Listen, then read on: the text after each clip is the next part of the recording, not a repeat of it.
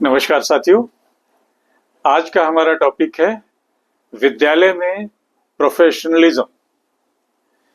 तो विद्यालय में प्रोफेशनलिज्म का क्या मतलब होता है, क्या कंपोनेंट्स होते हैं, कैसे प्रोफेशनलिज्म को बढ़ाया दिया जा सकता है और क्या नहीं करना है, इन सब पे हम चर्चा करेंगे। तो सबसे पहले आइए जानते हैं प्रोफेशनलिज्म क्या है। प्रोफेशनलिज्म का मतलब कार्य क्षेत्र में उच्च मानक, हाई स्टैंडर्ड, हाई वैल्यूज, अच्छा व्यवहार, उच्च व्यवहार, स्टाफ के बीच अनुशासन, शिक्षकों और स्टाफ के बीच में अच्छा कोऑर्डिनेशन, उत्तरदायित्व की भावना और उत्कृष्टता की ओर जाने की जिजीविषा, इच्छा, ये होता है प्रोफेशनलिज्म। और जिस संस्थान में प्रोफेशनलिज्म होता है वो संस्थान दिन दूनी रात चौगुनी प्रगति करता है। तो ये था प्रोफेशनलिज्म। अब आइए जानते हैं स्कूलों में components of professionalism in school. School में प्रोफेशनलिज्म कैसा होता है, कैसे होता है।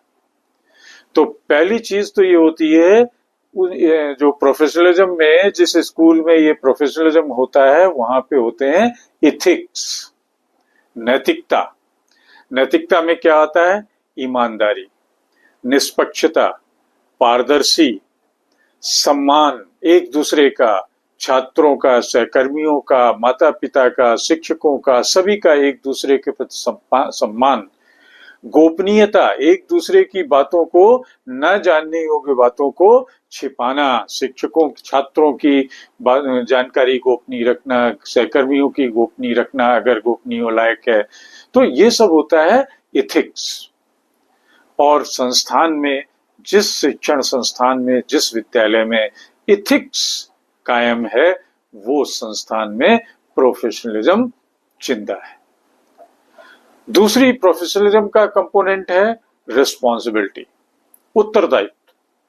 सभी एक दूसरे अपने उत्तरदायित्व को समझते हैं, शिक्षक, स्टाफ, प्रिंसिपल, बच्चे। जहां पे रिस्पॉन्सिबिलिटी में समय की पाबंदी होती है, ठीक समय पे आना, ठीक समय पे जाना, ठीक समय पे क्लासेस लगना, ठीक समय पे मीटिंग में पहुंचना, सब कुछ समय की पाबंदी और फ़ांदी के साथ काम के प्रति निष्ठा, टाइम पे और क्वालिटी वाला काम करके देना। और इसका तीसरा पार्ट होता है कंपोनेंट स्वतंत्रता। शिक्षकों को पूर्ण स्वायत्तता होती है ऐसे कॉलेजेस और विद्यालयों में जहां प्रोफेशनलिज्म ग्रो हो रही है। और शिक्षक को जब स्वायत्तता होती है तो जिम्मेदारी बढ़ती है और वो काम अच्छे से करते हैं। चौथा कंपोनेंट है ऐसे स्कूलों में प्रोफेशनलिज्म का, देयर बिहेवियर। बिहेवियर में क्या है कि सभी का सकारात्मक दृष्टिकोण, मोटिवेटिंग एनवायरनमेंट, एक दूसरे के प्रति सोशल बिहेवियर, पेशेवर संवाद और सहयोग में टीम की भावना। तो अगर प्रोफेशनलिज्म किसी स्कूल में डेवलप होना है तो ये सब चीजें जरूरी हैं। और पांचवा है कंटिन्यूअस इम्प्रूवमेंट, बढ़ते ही जाना, ऊंचाइयों की तरफ बढ़ते जाना। और बढ़ते जाने के लिए क्या चाहिए? प्रशिक्षण और विकास। टीचर्स का प्रशिक्षण किस चीज के लिए? नवीन शिक्षण तकनीक का जहां प्रशिक्षण मिलता हो, शिक्षकों को स्वमूल्यांकन, अपनी गलतियों को सुधार करने का टाइम मिलता हो और फीडबैक मिलता हो। फीडबैक टीचर्स स्वीकार करते हो और सुधार उसके मुताबिक लाते हो। तो ये होते हैं प्रोफेशनलिज्म के कंपोनेंट्स। अगर ये चीजें किसी विद्यालय में है तो वो विद्यालय में प्रोफेशनलिज्म है। और अच्छे संस्थानों में इसकी बहुत जरूरत होती है। अब आते हैं कि what to do to enhance professionalism in school. School में, विद्यालय में प्रोफेशनलिज्म, पेशेवर अंदाज बढ़ाने के लिए क्या करना है। तो सबसे पहला काम तो यही होना है कि you must establish clear policies and standards.